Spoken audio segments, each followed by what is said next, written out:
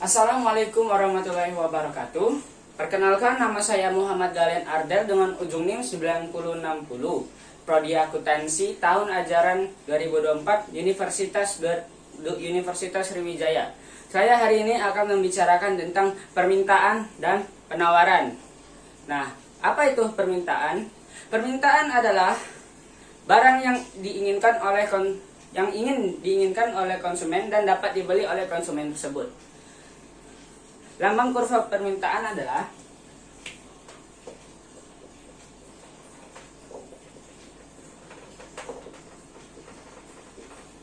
lambangnya adalah QDX. Apa itu kurva permintaan?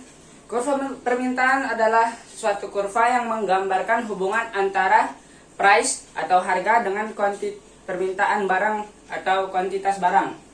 Dengan hukum, jika P atau harga barang naik, maka permintaan atas barang tersebut akan turun. Dan jika harga barang tersebut turun, maka permintaan akan barang tersebut akan naik. Selanjutnya, apa saja yang mempengaruhi kurva permintaan? Yaitu ada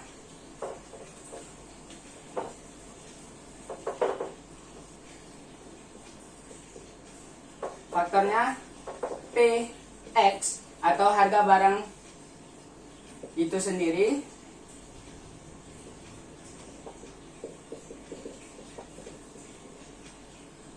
PY harga barang lain atau substitusi,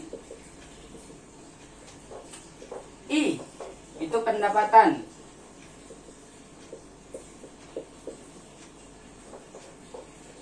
T tes atau tes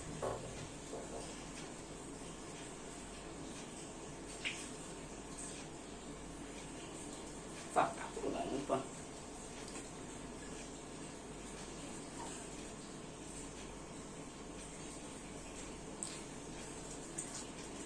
T tes atau selera, P adalah jumlah pembeli, dan E ekspektasi. Selanjutnya kita akan masuk ke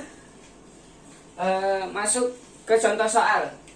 Kita misalkan dx sama dengan 60 ditambah 3P. Kita akan selesaikan dan kita gambar kurvanya. Cara menyelesaikannya, kita anggap P sama dengan 0, maka Q sama dengan 60.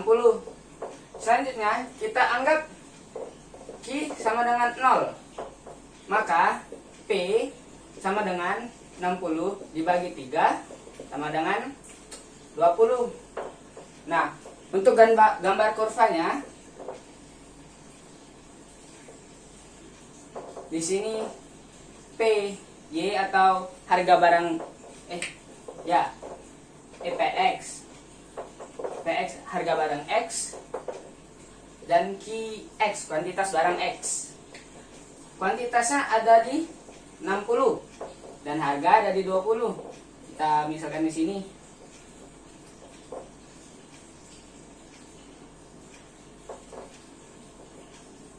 Nah, berikut adalah kurva permintaan.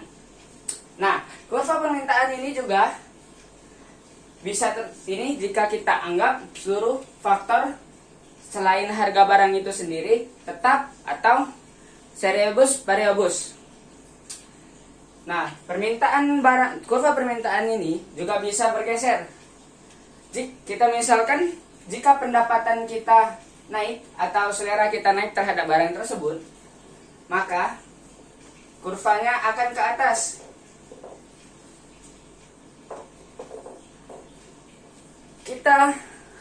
Kita misalkan lagi, jika ekspektasi dan selera kita malah berkurang terhadap barang tersebut, maka kurvanya akan menurun. Selanjutnya saya akan menjelaskan tentang kurva penawaran.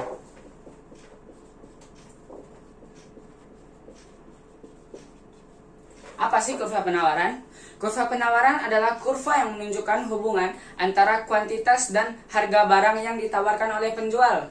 Nah, hukum kurva penawaran ini juga memiliki hukum yang berbunyi, jika harga barang naik, maka permintaan barang akan naik.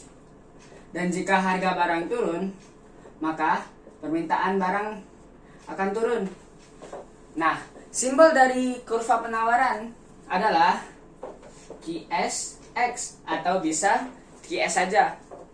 Nah, untuk faktor yang mempengaruhi kurva penawaran ada PX, PY, PF, T, P, dan E. Yang mana PX adalah harga barang itu sendiri,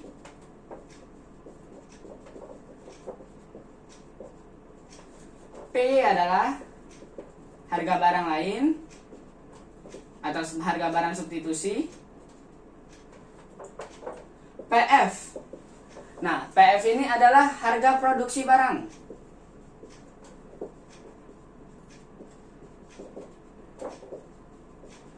Nah, PF itu harga produksi barang itu. Sedangkan T itu teknologi. P itu penjual lain. Dan E itu ekspektasi. Selanjutnya, kita akan masuk ke contoh soal.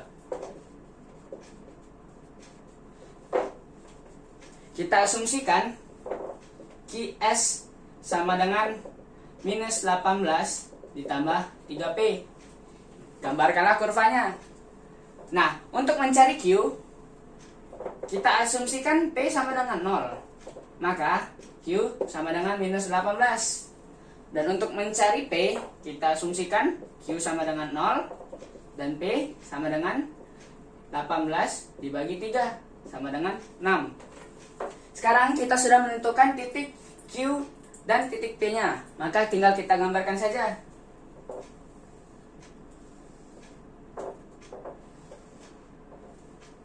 Ini PX atau harga barang X, dan ini kuantitas atau permintaan barang X. Titik X berada di titik Q berada di minus 18 dan titik P berada di 6 sama dengan minus 18 tambah 3P. Nah, kenapa bentuk kurvanya seperti ini? Dikarenakan kemiringan dari kurva penawaran ini bersifat positif, atau kurvanya ini bergerak dari bawah ke atas atau naik. Sedangkan kurva permintaan itu bersifat kemiringannya bersifat negatif, yang menyebabkan kurvanya akan ditarik dari atas ke bawah.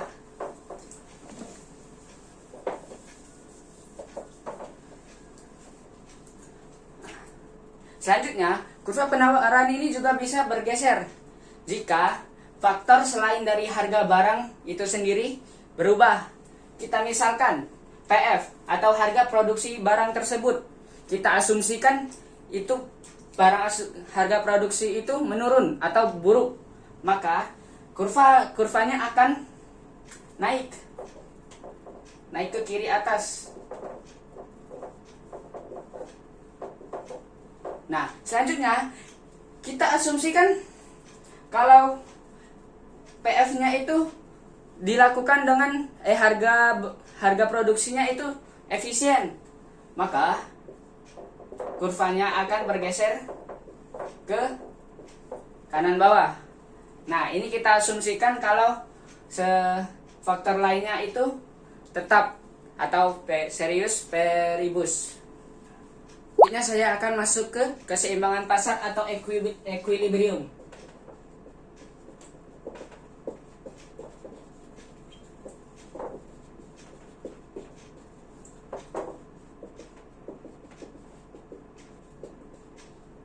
Nah, untuk mencapai keseimbangan pasar atau equilibrium ini, maka permintaan barang itu sama dengan harga penawaran barang, atau jumlah permintaan barang itu harus sama dengan jumlah penawaran barang. Nah, untuk rumus keseimbangan pasar atau equilibrium ini, kita bisa menggunakan rumus QD sama dengan QS atau PD sama dengan PS.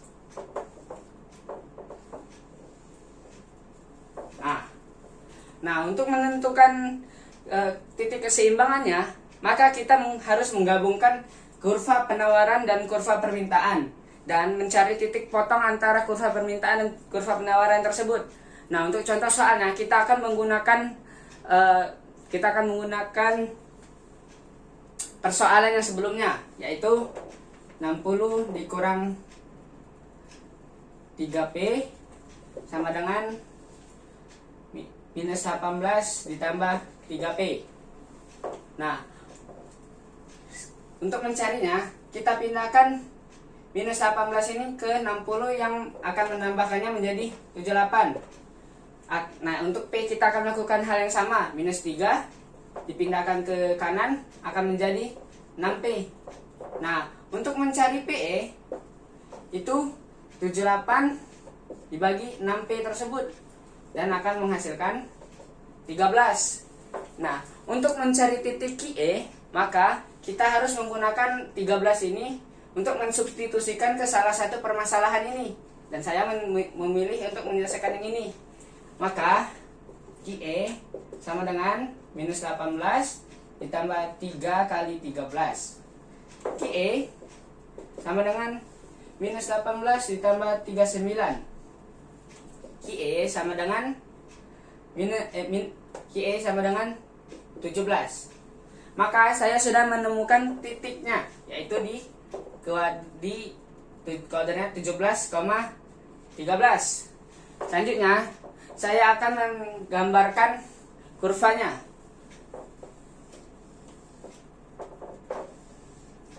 Di sini PX dan di sini QX.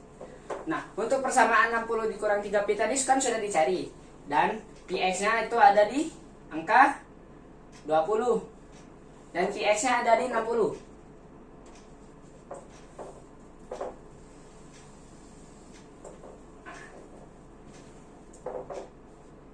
QD sama dengan 60 minus 3P. Untuk QS tadi juga sudah dicari, yaitu berada di titik minus 18 dan 6.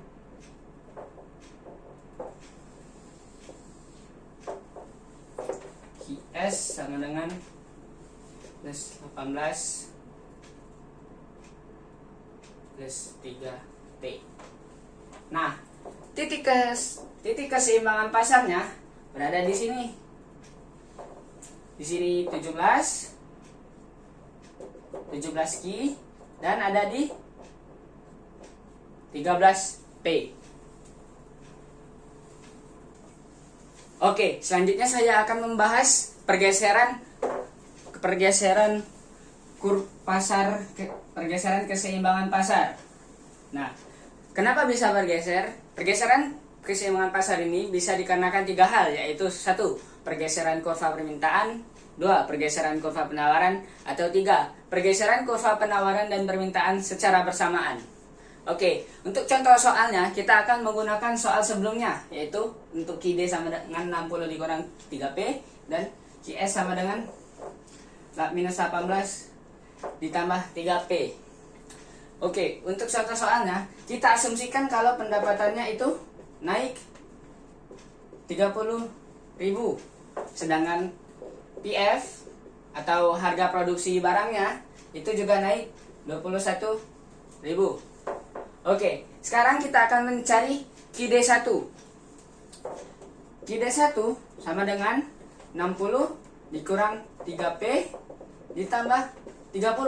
Kenapa ditambah 30? Itu karena I atau pendapatan ini itu termasuk permintaan.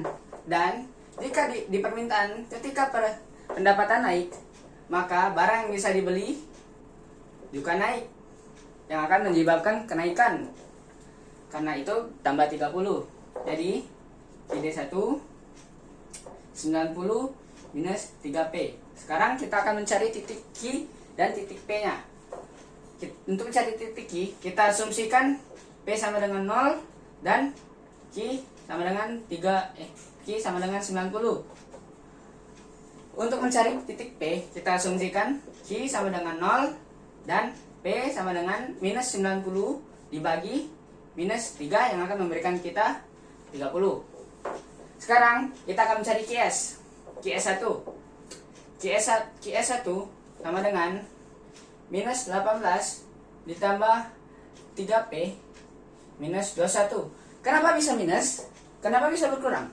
Dikarenakan di penawaran, jika harga produksi barangnya itu naik, maka produksi barangnya akan menurun, yang menyebabkan penawarannya juga menurun. Makanya di sini jadi minus. Jadi QS1 sama dengan minus 39 tambah 3P.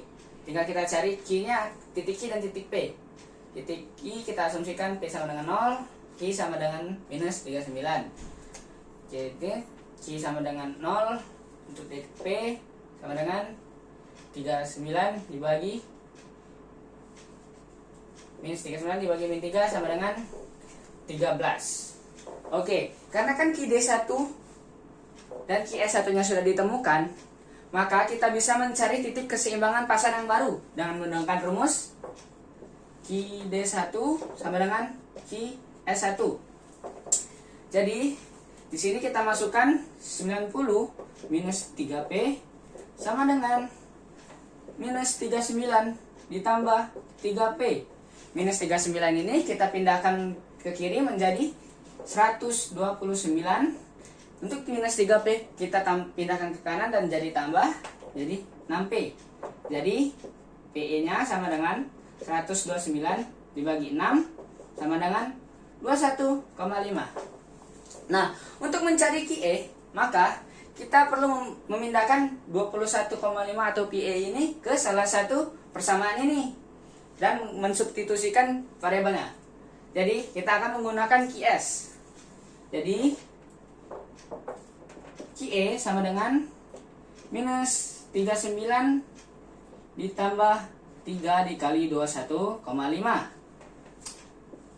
QE sama dengan minus 39 ditambah 64,5. QE sama dengan 25,5. Oke, titik keseimbangan barunya sudah kita temukan, yaitu berada di 25,5 dan 21,5. Selanjutnya kita akan menggambarkan kurvanya.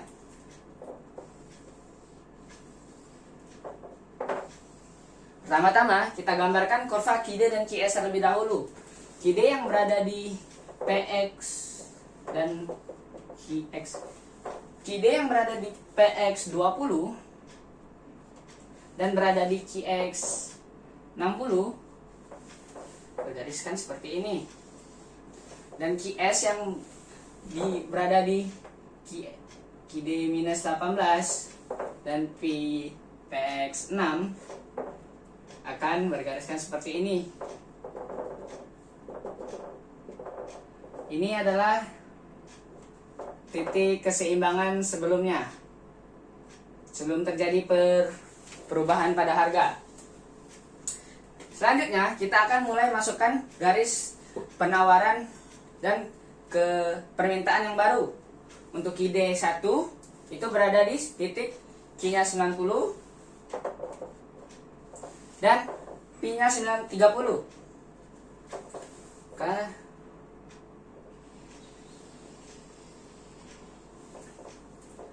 Untuk QS-nya itu berada di Q-39 dan P-nya di 13. Kita garis.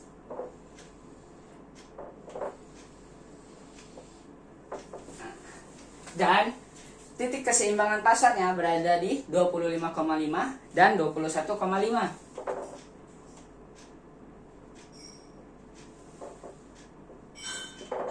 kita asumsikan di sini, dan 21,5-nya kita asumsikan di sini.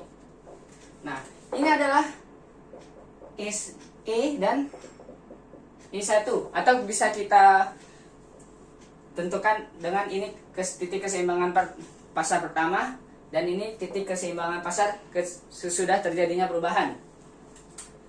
Nah, dari kurva ini kita bisa mengetahui kalau kurva permintaannya itu mengalami kenaikan karena kurvanya bergerak ke arah kanan atas. Nah, sedangkan kurva penurunannya ini bergerak ke kiri atas, yang menandakan kalau kurva penawarannya ini mengalami penurunan. Oke, baiklah, selanjutnya saya akan memberikan satu contoh lagi, yaitu bagaimana jika pendapatannya itu turun 15.000 dan PF-nya itu turun 9.000. Maka QS1-nya akan seperti ini. 60 dikurang 3P dikurang 15.000. Kenapa dikurang? Karena ini pendapatannya menurun. Jika pendapatan menurun, maka barang yang bisa dibeli itu juga menurun. Jadi QS1 sama dengan 45 dikurang 3P. Nah, untuk mencari titik Q dan titik P-nya, pasti sudah tahu. P sama dengan 0, Q sama dengan 45. Q sama dengan 0, P sama dengan 15. 45 dibagi 3 jadi 15.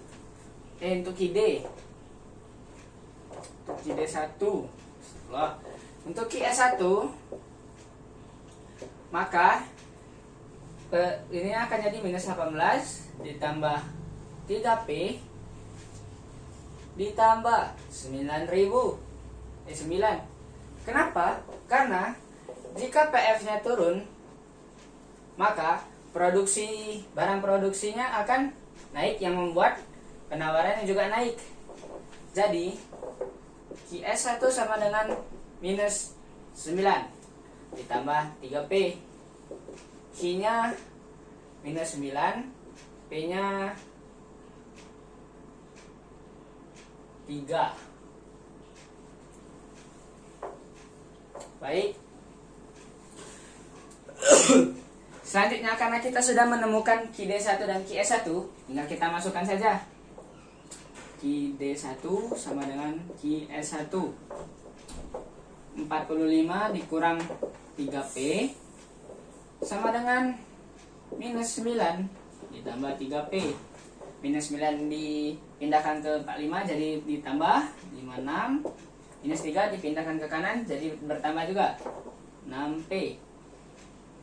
PE sama dengan 56 6 sama dengan 9,3.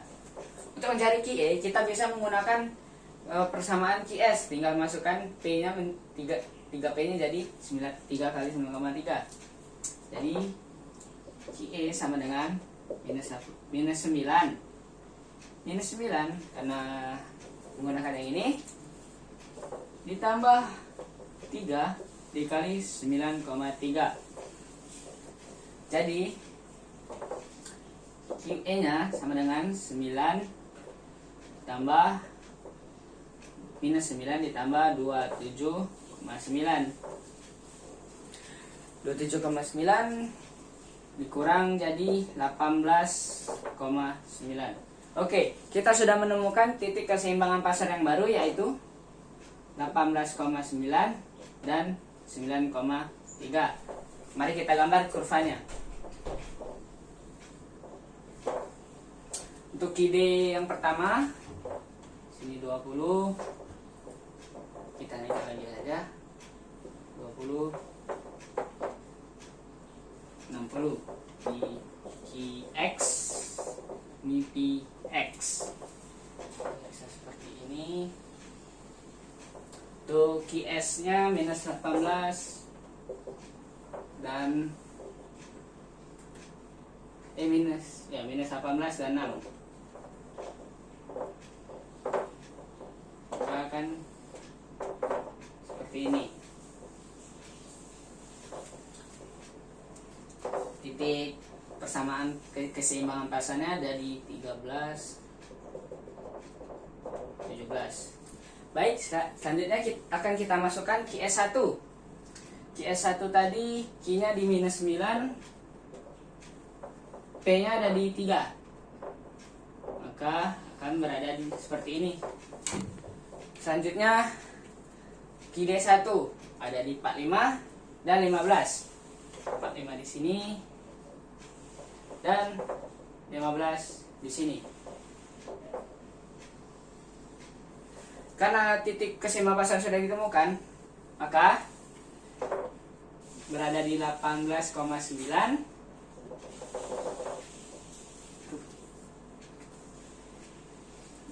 ini dan 9,3. Ini E dan ini E1. Nah, bisa kita lihat di kurva sini. Ini kurva permintaannya itu mengalami penurunan dikarenakan bergerak ke kiri bawah. Dan kurva penawarannya itu naik karena bergerak ke kanan bawah.